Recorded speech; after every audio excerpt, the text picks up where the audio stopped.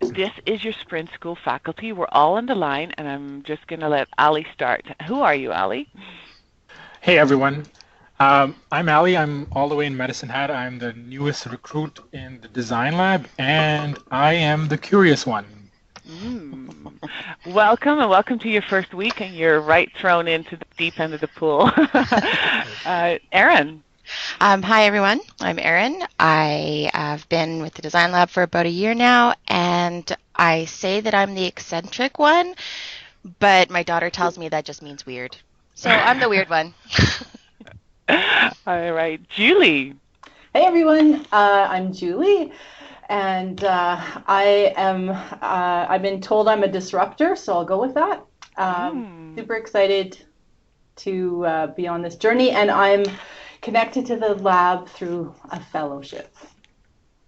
Awesome. And my name is Marlies van Dijk. For those of you who don't know me, I've been with the Design Lab since inception, and that's about a year and a half ago. And it's sheer blood and tears that we made it happen, but we seem to be off to a great start, and these sprints are just really, it's taken us by storm. I'm telling people that we've got sprintitis. It seems to be hitting home for people, so we're hopefully going to teach you why and how you can do one. So what I wanted to just let you know, and I love this slide, by the way, Erin, that Sprint School, our objectives are that we're going to hopefully teach you how to facilitate a sprint, how to actually sell your sprint and talk about the sprint with your colleagues, with your peers, with people you want to engage. We're going to teach you how to assess whether or not the problem you have is the right thing for a sprint. And this is fascinating. We get requests like literally twice a day to do sprints, and some of it they're absurd. So we're going to talk about them because you're going to probably live in absurdity the same way we do. So you're going to have people confront you and say, we should do a sprint on this because it's the latest flavor of the week. So we want to be careful that we don't use them inappropriately. You're going to learn about the phases of a sprint and how to handle those phases.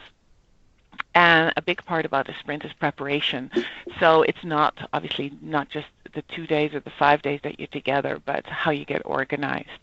So that's the objectives of a sprint. So one thing that I wanted to check with you is that many of you on the call I know are thinking about running sprints, or you're already part of a sprint that's coming up, or you're just kind of observing and curious. So not all of you are ready to jump in, but we are going to try to teach you as much as we can in one day, which is kind of ridiculously short.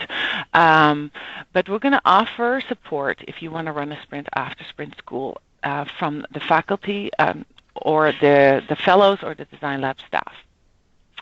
All right, let's get off to the races. I want to know from you, in the IM box, what are you curious about with these sprints? What's on your mind? So start typing.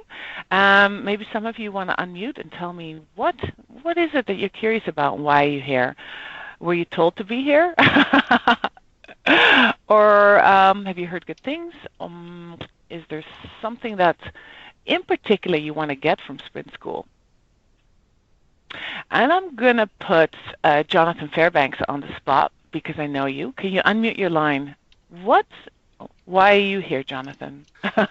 I'm here because I'm in the middle of a sprint with Erin, and I have no idea what I'm doing. So I need some help from you guys. Great. So what kind of sprint are you doing, Jonathan?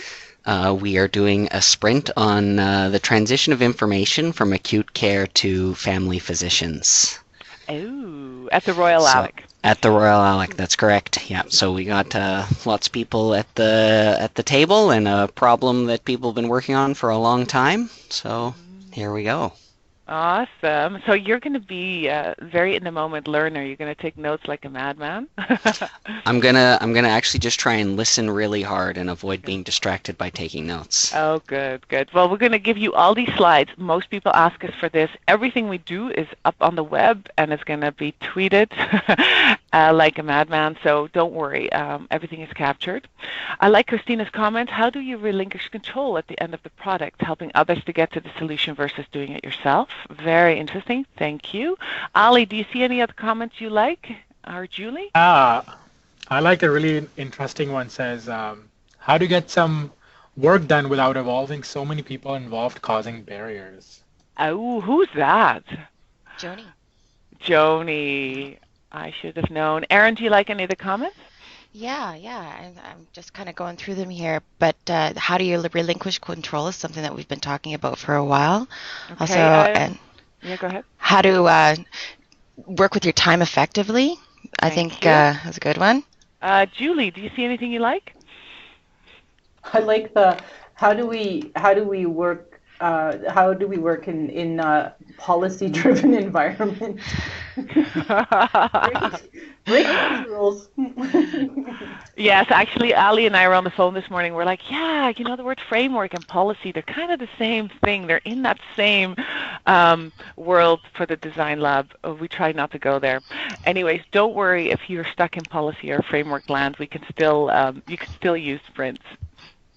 All right, I'm going to move on. Thank you. I'm passing the mic over to Erin. That was quick. Thank you. That was quick. So in order to understand what a sprint is, you kind of need to know what the genesis of it is, and that was design thinking. So design thinking essentially puts a human in the center of the design process and designs for humans. It's a solution finding process that applies the scientific method to the creative process. And it started, well, the modern interpretation of design thinking started at the D School in Stanford. And that gentleman that you see in the center of this slide, his name is David Kelly, and he founded the company IDEO in the 90s. And he's kind of the modern design thinking father or grandfather of it. And design thinking has lots of different applications and lots of different interpretations, but it always starts with empathy. It's rooted in empathy. And the value of design thinking is measured by how well it fulfills the user's needs. And above all, it prioritizes rapid experimentation and testing. So there's lots of different theories about how to solve problems in business. And most problem-solving ways tend to start with trying to find the perfect solution. So they work together, people work together, they brainstorm, they groupthink, they think, okay, yeah, this is great, this is going to work. They put all their effort into creating the perfect solution, and what happens is they come into an analysis paralysis. Trying to find the perfect way stops any action from actually being taken, and when action is taken, quite often you find that you've been working on the wrong problem while you've been planning for this perfect solution.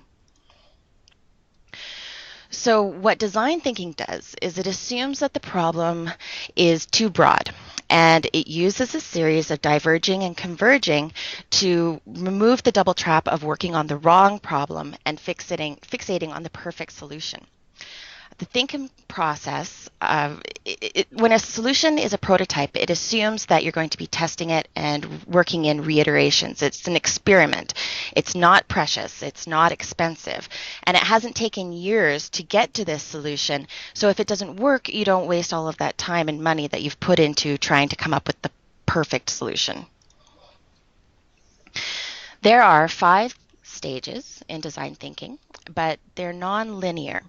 So as you can see by this example, you can start with empathy, but then as you work through the different 5 stages, you can always circle back and take what you've learned from one stage and start at another stage, use some ideas you've used before, and retweak them and reiterate them, test them again. So it's more of a cyclical nature. And above all, it gives you an opportunity to fail and fail quickly. And the reason that failure is so valued in design thinking is because if we know what's not working, we can, scratch that off the board right away and reapply our efforts and our thinking to coming up with a solution that does work, and we can do it quickly. At the heart of the design thinking process is finding the sweet spot. And that is what is possible, what is doable, and what is wanted. And I was thinking about this slide earlier this morning, and I was thinking, if you come up with ways to find the answers to those questions for your problem, that'll also help you find who you should have on your sprint team, because these are the people that can give you the answers. What is possible, what is doable, and what is wanted for your problem. And no matter whether you're designing a product, a service, an app, or a whole new system, you always start with empathy. You want to know not only what the problem is, but why it's a problem, and also, very importantly, how the user feels about that. So all these theories about design thinking are humming along, and these problem-solving measures are, coming up, and it's kicking along just great. And then Jake Knapp starts to ponder. So Jake Knapp is the lead designer at Google, and he starts to notice that when he has hard and fast deadlines, he produces better work. And he starts to wonder how this can apply to design thinking. And for those of you that have been reading the book that's required reading for next week called Sprint, will know this story. So he takes a look at the design thinking methods, and he starts to add limitations. He limits the time to do it. He limits the people involved, and he limits the tools and technology used as you're going through the process. And he takes this system and he works it into a tight 5-day interpretation, and he calls it a sprint. Literally, because you're sprinting through the design thinking process to come up with a viable solution that you can prototype and test. Now, at AHS, we know that to ask frontline staff, patients, or leaders to dedicate 5 days to a sprint is just not going to happen. So we took this 5-day approach and we modified it to a 2-day approach. So that's what we're going to be working with as we do Sprint School next week. We're going to cover the 5 phases as if you were running a 2-day sprint. So I know that there are lots of people that have used design thinking on the call right now, and I'm going to call out on you and ask you, how has using design thinking in your work changed your mindset or changed how you approach problems? And I'm just going to, let's see. Chris, why don't you start off and talk about it? Just 1 or 2 examples. So I'm cursed with having a name that's at the start of the alphabet, I guess. Thanks for coming to me. So design thinking, from my point of view, I think what's been refreshing, having worked in quality improvement on both sides of the ocean for many, many years, oftentimes we don't talk about our feelings, and certainly being a British person, we're not very good at that at all anyway. We don't connect with how things might look and feel from that point of view. We don't connect with individuals from that perspective, and lo and behold, we never ask patients what they would think as well. So that was the shift I really saw, was getting that, having seen some in practice, getting that real-time feedback from the end users, which oftentimes are patients in our example, that you really can hear what's resonating and what's not. And quite often, like, we're very wrong in terms of what we want. We have bias that's kind of shaped somewhat by being part of the system, and it's good to break down those barriers and get past that bias. For sure. Now, Adrienne Richard, I haven't heard from you for a while, but I know you use design thinking in your work. So tell me how it's changed what you do. Hey, Erin, how's it going? Good. This feels like something of a reunion from right? earlier this year, which is really nice. Hi, team. For my work, like on a day-to-day, what I've seen the biggest change in is the idea, sort of to speak to what Chris was saying, that, putting yourself in the patient's shoes, that empathy piece. But the 2 sort of callbacks for me have been starting at the end, so really looking at the user experience at the end product and working backwards from there, which, by the way, is a great way to get through some of the sort of framework red tape that we keep encountering. I find is if you start at the end, you some of these other things sort of suss themselves out pretty naturally. And then the other piece is personas. Using personas has been an incredible asset in the work that I'm doing, especially in terms of some of our sort of more complex work involving lots of different stakeholder groups. So those have been huge for me. Oh, fantastic. Great examples. I am going to call on one more person. Let's go with Joshua McCutcheon. How do you say your last name, Josh? You were so close. McCutcheon? Yeah, McCutcheon. Yeah. McCutcheon. Okay, Josh, tell me about how design thinking has changed your life. Well, for me, it's really removed the... I don't know if this is going to sound really bad, but the tokenism of having patients involved in these things, I find it's kind of like this new thing where everyone's like, oh, let's have patients come to these things. And then you get there and nobody really involves them, or they don't ask them questions, and the questions they do ask them aren't valuable to what we're working on. So I think it's really pushed people to ask these difficult questions of patient advisors, and things that may make them uncomfortable but are going to make these quality improvement projects that we do so much better. Absolutely. Yeah, you got a lot of people agreeing with you there. All right. Does anybody have any questions about the design thinking process or anything that we've talked about in the slide presentation so far? You can put your hand up and speak, and then if not, we will move on.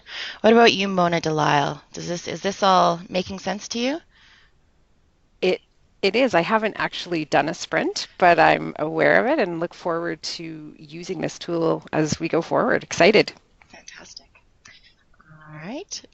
I'm going to pass it over to you, Ali. Thank you. All right. So we're going to talk about what a sprint is not. And all these 4 things, they're not a sprint.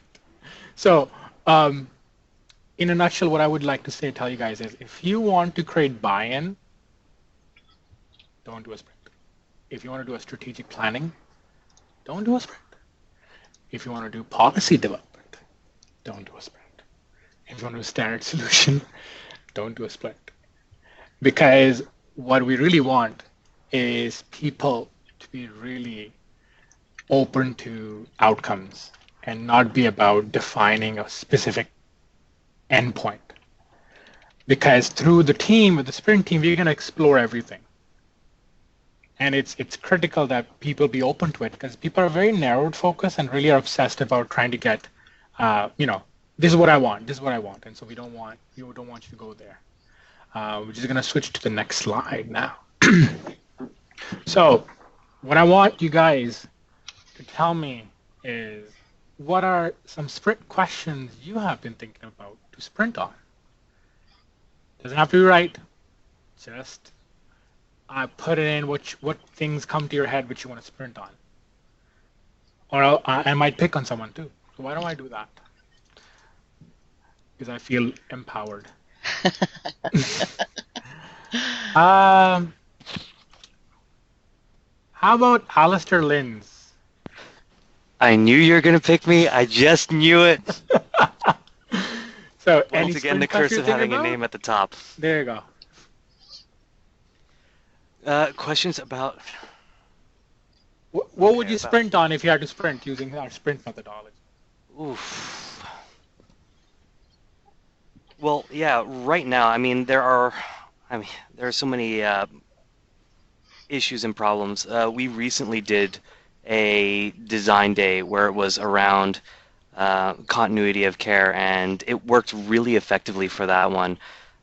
We're planning something similar in the future. We're still working towards that, but I was probably questions around sprint, or what would we use sprint for, would be because from what I've heard, sprint is a 2-day process. Yep, you got that right. All right. Is there a way to summarize that or condense that into a 1-day process? Oh, you're killing me, man. We've already taken it from 5 days to 2. All right, let me ask someone else who... We have a few people. Sabrina, tell me what you're thinking. That's the sprinting on process changes. I'm just thinking about more. We don't work in the front line as in an acute care world. I work with Alistair as well too, and so the challenge I find is in that non-clinical environment. A lot of our topics tend to be with sometimes process changes within our group, like communication process changes, or like Alistair mentioned about our sprint training, and we deal with a lot of stakeholders where it can be challenging because they come from different mindsets, which is fine, but it doesn't get us sometimes to the outcome that we would like to get to. So maybe narrowing it down, and so I put up a process. Maybe it's a narrow, something smaller that we can actually tackle versus something as big as what we attempted this round. So that's why I put a process. And maybe it's just our process with those stakeholders, how we actually deal with them. Interesting. And work with Very them. So Yeah. Interesting. Okay, I'm going to pick on one more person. Christina Muniz. Did I say your name right? You did.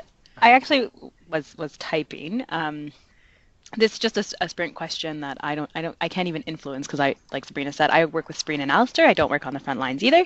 But someone should sprint how to reduce wait times to specialty doctors. If anyone wants to tackle that, feel free and get back to me. Yeah. I'm sure we can figure it out in 2 days. Lovely. You know what? Be bold. You know what? Because we need more bold people to ask these kind of tough questions. Okay? So I'll do what I can on my end. That's it. This is awesome. Okay, moving on. Thank you for everyone's questions. And you know what? This is good because to be honest, actually. In design thinking and sprint, you actually start with questions, right? You have to get curious, and that's what we want. So really, in a nutshell, when do you use a sprint? You use it when you want to solve a complex problem where there's no clear-cut answer. It could be multiple solutions to it. There is a lot of people involved, so it's complicated, and sometimes you're just plain stuck because the old way of doing things did not really work for you. So how about we try something new and something that actually is going to make some awesome changes. So that's when it's perfect to really jump into a sprint and consider a sprint. And so what we have sprinted in AHS in the last couple of months is actually a whole lot of things, actually. We've done sprints on how we could improve inpatient transfer from acute care to other inpatient units. We have done how could we make it more patient-centered inpatient units. What about patients waiting, the ALC patients? How could we sprint? So these have been sprinted in the past. Even frontline staff do not feeling confident making privacy decisions. We had an amazing sprint in the privacy team, and they've done and they have been totally revamping their ways of doing things. And a very complex one that Julie and Marlies, you want to talk about a little bit, just so these guys to know about the physician capitation model? Sure. So we had, physician remuneration, number one, hugely political. We had Alberta Health Services, and the AMA, Alberta Medical Association, all come together in sprint, how we could look at the blended capitation model better. So, this was, nobody believed we could actually do it in a sprint. And Marlies was a rock star, and we got it done. And they came up with things that they would never have done. They made concessions they would never have made had they not been in that kind of environment, because they came together and they actually heard each other's sides, and they found that common place that they could actually improve. Awesome. So the messier the better usually, because those are the ones where some core issues come from, and Julie and Marlies did an amazing job at that. Some questions are coming in, and I just want to end off and we'll just take some questions at the end as well. One of the things that really matters to design thinking and in sprinting is about problem framing.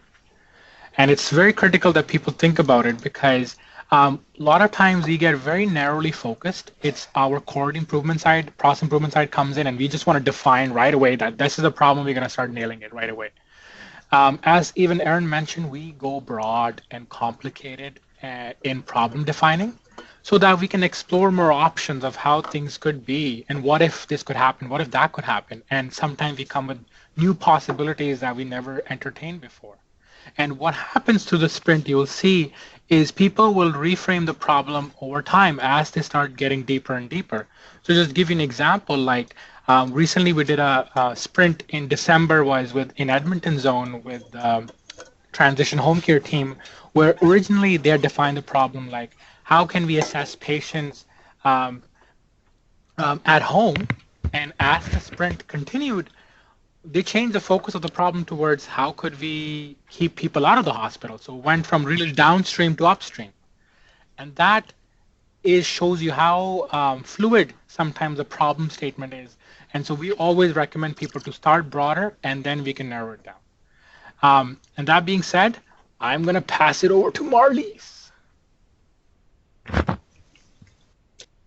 Thank you. I was just madly typing in the IM box, and maybe I'll answer it. A lot of people come to us asking for a sprint to create a standardized process for the province, because don't you know we are one big organization and it's amazing. So I try to talk people off the ledge and say, look, it is amazing we're one big province, but coming out of the gates with a request to standardize is usually quite disempowering for local frontline staff.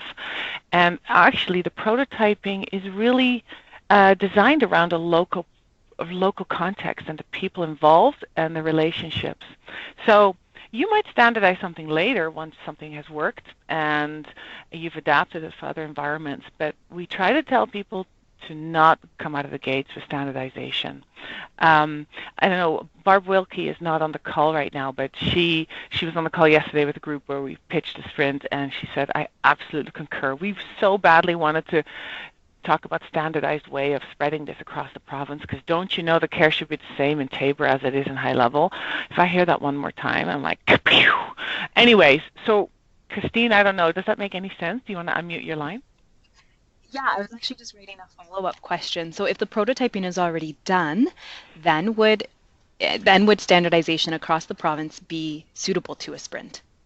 Maybe. Maybe the min specs of the prototype could be transferred, but you'd want to test the min specs of the prototype and test it in a different environment, is generally what we're learning. And that connects with Breakthrough Series Collaboratives, the IHI improvement model. They found the same. Rolling out, is usually rolling over, dying. So you have to be cautious about local adaptation for lots of reasons. Thanks. Okay. I'm tempted to be reading the island, but I can't do it at the same time. Can you believe it? Okay, we're ripping through this really fast. I want to unmute a couple lines because I see so many comments. Who wants to speak up? And Chris, this is a very advanced group. Your questions are stumping me, most of them. Can you please unmute your lines and ask your questions? What are you mulling about now? What is the problem that you're thinking about that could be sprintable? My SprintSchool's issue. I've got to be careful because there's a lot of people I work with on the line here, but I'm just going to say it anyway because that's the kind of guy I'm feeling like today. I've joined a fairly new team fairly recently, and I have to stress before I jump into this, I'm not sure if this is completely sprintable yet. I'm midway through the book, and I'm still kicking around whether or not I think it's the most appropriate way of tackling it, for reasons that become clear in a second. So one of the challenges that I have in my new world is that we are trying our best to make sure everyone's kept in the loop.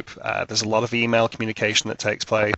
There's a lot of meetings that take place to make sure that everyone's communicated from that point of view. And it kind of feels a little bit bonkers at times. And it causes us to be in positions where the proactivity side of things is challenging because we're spending a lot of time reacting to situations that are coming up.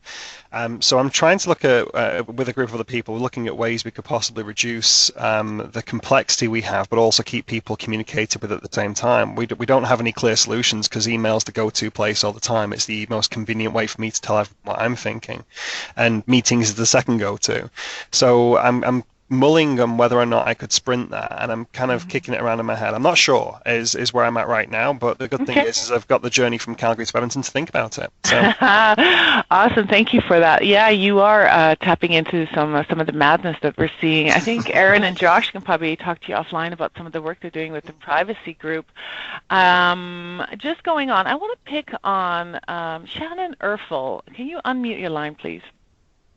What are you thinking about all this? I know you're fairly new to this the sprint world.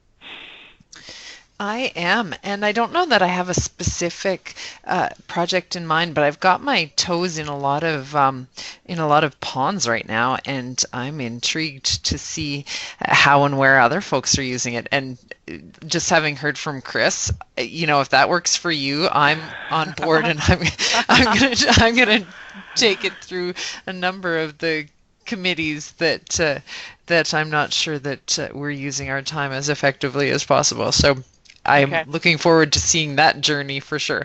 Lots of pieces that I think having this as a tool in the toolbox is a really creative way to to tackle some of the challenges that are cutting across my desk, our desks, for sure. All right, thanks, Shannon. I just want to make sure that you knew that I knew you were there, and I love to pick on you. So one thing that happened is the sprints started getting rocking here, and all of a sudden it's like, whoa, we got to sprint this, we got to sprint that. Oh my God, we got to sprint this. It was like terrifying, because we're at risk for basically giving sprints a bad name, or hacks, or any of these things, if you don't do them well and for the right things. So we created a sprint readiness checklist. Erin will put it in the chat box. It's not done or perfect, but it's sort of the thing that you should go to look at, okay, do I have the right thing going on? So first of all, your problem has to be pretty hairy. There needs to be some urgency around it, like stalemating. So the blended capitation model, if I might say so out loud, was basically stalemated. There was like nothing. It was just like, what do we do here? We're totally stuck. So that's the perfect problem for a sprint, or where people are incredibly passionate and want to get action going. It doesn't always have to be a stalemate, or things where people have been working on it. Like one of the sprints at the Royal Alec, people have been working for 3 years on this problem. I feel really bad for the sprint master, Shauna. She feels a lot of pressure. The decider is key, and this is a term we use, the decider. You'll see it in the checklist. So a decider is a person who is in charge of making this ultimately happen. They are somewhat responsible. It's tough in healthcare because no one's really responsible, and you're handing off to a different arena, whether it's the community or another department. So it's who owns what. So often we have more than one decider in the room. A decider, sometimes it has to be the right level. We've had a bunch of VPs hopping into sprints, and like a VP is not a good decider because they're the overseer of the system. They're not in charge of this department or this hospital. So you try to go for a lower level decider, and you might have more than one. We've seen one sprint bomb, and it was because a decider came in with a solution in mind, and they basically said, oh, that's really great that you guys come up with these ideas, but we're doing this. Totally disempowered the group. So you need to make sure that the decider is also on board with your thinking. You need cover for this kind of work. So the decider should also believe, as much as you do, that the problem is ill-defined. You don't really know what's wrong sometimes, and you definitely don't know the solution, and that you're willing to relinquish control. You are willing to go, wow, I totally thought this was the answer, but clearly this group is telling me this. So okay, I'm ready to go with it. I'm ready to back this group of stakeholders who actually know what's going on. So really check that out. We had a call yesterday, and someone goes, well, we want to do a sprint on performance management framework. It's like, oh, well, we're not your people. We are not the ones to help you with that. If you want to create a document, yeah, fill your boots. We're not touching it. So we're now getting a little more cocky because we have so much demand. But you should be just as judicious in your decision making. Don't get sucked into something where you don't feel good about some of these key elements. So look at that checklist. Who are the participants? Generally 7 to 10 people, and they're the stakeholders. They're the people who are so invested to make this happen. They're not necessarily the users. However, we often have patients in the sprints, but you bring the users in throughout your sprint, and you learn about that on SprintSchool. So, for example, for the blended capitation model, Julie and the team had lined up a ton of docs to say, what is wrong with the blended capitation model right now? You tell us.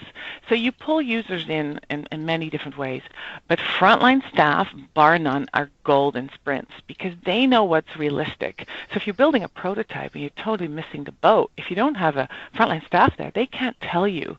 So when we did the privacy sprint, that was really obvious at South Health Campus that it was staff from that site that knew the real world, right? They knew what was going to go over well. So you have a better chance of creating a better prototype. Post-sprint considerations. Last thing, this is essential. You know, in Alberta Health Services, we are fantastic idea generators. We can whip those things out like there's no tomorrow. So you will probably come up with some wonderful ideas, but it's about embedding the prototypes after the initial testing phase when you're long gone. So when a sponsor or a decider comes to us for a sprint, we say, do you have staff that can commit to implementing this prototype? Because nothing happens on its own. Anyways, I could go on, but any questions at this point? Can you unmute your lines? Because I haven't been able to keep up with the IM. Who has a question?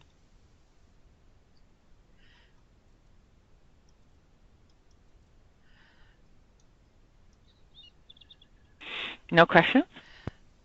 Marlies, it's Chris. I've got one, and I feel like I've not spoken for about 13 seconds, so it's probably time for me to speak again. So make it quick. Absolutely. Just kidding. Very quick question. So I've used a lot of Lean Six Sigma kind of VSM approaches in the past, and one of the tricks over time, you get experience with knowing where you can cut corners and where you can kind of shave the time down, but still get to the same outcomes. And then you also know from experience when you've shaved too much and it's really backfired against you, either within the facilitation itself or down the road.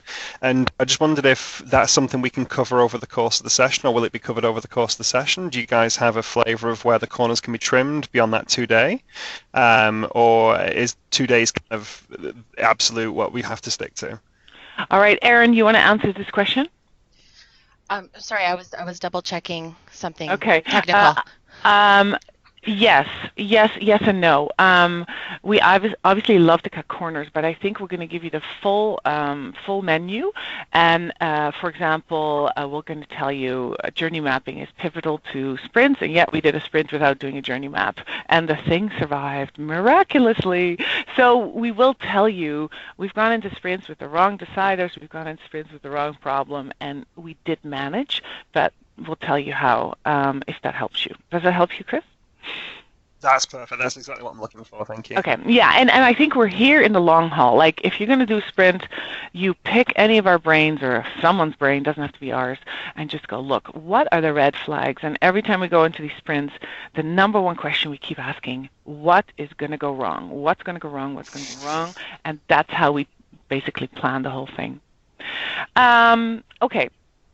Marlies? Yes? Are we going to, sorry, this is Tanya. Are we going to cover what to do when you start a sprint and then maybe an hour or two in, you realize that maybe one or two of the participants are not the right participants to be in that sprint? Like how often does that happen, and how do you deal with that?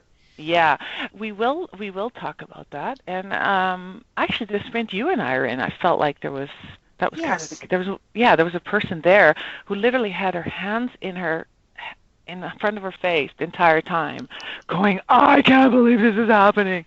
It was the weirdest thing. I was like, why are you so shocked? Anyways, she was really out of place. So Tanya, yes, we'll talk about that. And you're now part of a family, right? Like, so we won't let you go. So it's just something that we can talk about all the time. Okay, thanks. So this is an example. This is the problem statement that we're going to be using for SprintSchool. So we're going to actually use this problem throughout the entire day, and I hope you can live with it. The problem is patients cannot provide instant feedback to hospitals and clinics about their care. So this is the framework we're going to use, because obviously applied learning is the way to go. We all know this. So this is the example we've decided to use, and we did it for SprintSchool 1. Now, Phil, unfortunately, our patient advisor, is on our faculty and a design fellow. He cannot be at this SprintSchool because he's at Connect Care, which has taken over the world. But he will tell you he had an organ transplant.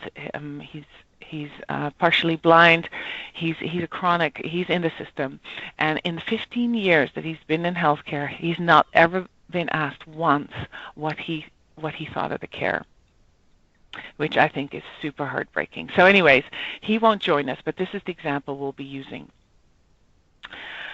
All right, last deep breath. So, if Shauna Langenberger was here, which I wish she was, She's one of the sprint masters, and she she says you cannot come to sprint school without reading this book. So I'm just going to read you the Riot Act. Go find this book at Google at your nearest chapters, and just bite the bullet and buy it. It's a little bit pricey, but it's gold. Our first sprint, literally Richard and I are at the break like, oh my God, what pages? How might we board on? Oh my God. Oh yeah, what do we do? What do we do? Okay, yeah. So we literally use this as our Bible. It is huge. You don't have to do it letter to the law, but if we are stuck, we refer to this. Then there's two other things that are up on the screen here that I want you to look at. But I think that's it. And think about in your world what problems are you facing where you might be able to sprint. Have a look at the checklist, because if you have something in mind that you want to do, you're going to get a whole lot more out of sprint school than just watching. Because then every exercise you can go, okay, how would I do this? Okay, yeah, okay, I have the right participants, or those kinds of things. I'm now going to open up the line for questions. This concludes our pre-sprint call, but who has a question? And Chris, you are not allowed to talk anymore. I'm kidding. Marlies? Yes. I have, I guess, a sort of question, and that is, I feel like AHS has really jumped all over Sprint School, and you kind of said that as well. And so now we have a number of leaders running around with toolboxes that are full of hammers, and so every problem needs a sprint. And so it might be useful to me to hear some conversation about, when people are coming to you with some of the examples that you use that are not sprint appropriate, what we should steer folks towards instead. Oh, for God's sake, Shannon! I'm needy. Yeah, that's like kind of a handful. Yeah, oh my God. I love just saying, sorry, wrong group. I guess you don't have the liberty of doing that. No, every door is the right door. Oh, for God's sake. Okay, other people help me here. I am. Anybody on the call, what would you do if it's clearly not sprintable and you've got a decider who's old school and wants to tell people what to do? Well, maybe could that be something for a sprint to figure that out and develop amazing resource list? It's a one-page document where, sorry, this isn't a sprint, but here's a sheet of paper that gives you your 5 other options. Andrew, we could do that. You need to be on faculty. So one thing I have done is I've said, look, we have lots of other ways to create different kind of conversations. Maybe you want to do some design thinking, you want to jazz up your meeting, you want some energy, and I saw Sabrina talking about liberating structures. I want Andrew's handout.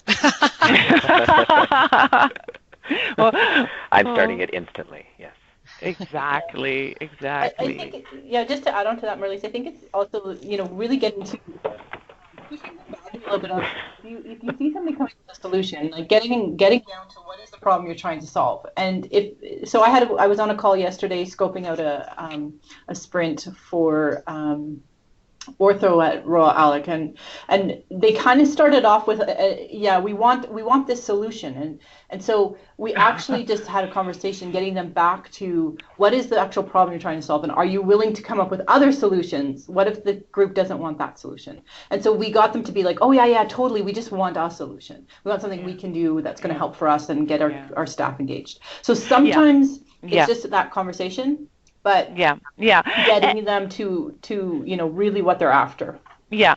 The other thing I would say, Shannon, by and large, this organization has trouble moving to action. We are great at consultation reports, strategic documents, and planning the hell out of things. So in some ways, trying a sprint, even though it's not perfect, might not be a bad idea because people are actually doing something. I want to hear from Joni or Tanya. What's your experience now that you've done your first sprint? Do you want to unmute your lines? What would you say to Shannon?